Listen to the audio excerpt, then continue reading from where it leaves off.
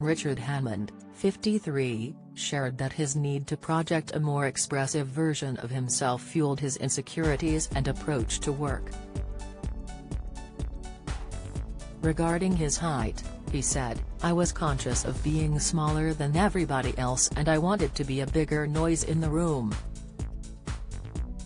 I wanted to sort of disrupt and do stuff," he told Dragon's Den star Stephen Bartlett on the Diary of a CEO podcast. Richard also spoke about how people meeting him for the first time would be disappointed and how it affected him as a child. He added, "It's bullying, I've never bleated about it, but it is, and it influenced me greatly. I learned to fight early on, I learned to punch above my weight to make a noise, to be brave. I was a small kid just screaming, 'Notice me, notice me, notice me.'" His height, which comes up as a search engine recommendation, is listed as 5 feet 5.5 inches or 166.4 centimeters, according to Celeb Heights. On how it affected his work and life, he said, "I overcompensated, I felt I had to. You have to compensate for it, be funnier, or be quicker, or be angrier, or noisier or naughty, you have to somehow compensate for this thing. Anything that makes you different, whatever that is, you take that in the room with you."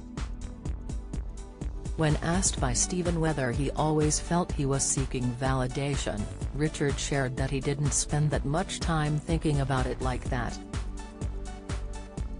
He further shared that being in a fast-paced industry that rewarded his loud personality contributed to his midlife crisis, but that he was quite enjoying it. He added that his decision to redeem himself was also one of the reasons for becoming a broadcaster. Don't miss Paddy McGuinness leaning on pal Kirsty Gallagher as pair grow close. Latest, Meghan Markle asked Lizzie Cundy to get her on Made in Chelsea TV. Carol Verderman's curves take center stage in skin-tight gym outfit. Pictures. He touched on how whilst today personalities are important to broadcasters, during his era it was a craft.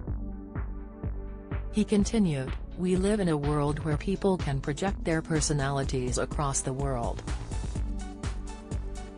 Richard recalled meeting young fans who would approach the presenter about his work and wanting to be famous.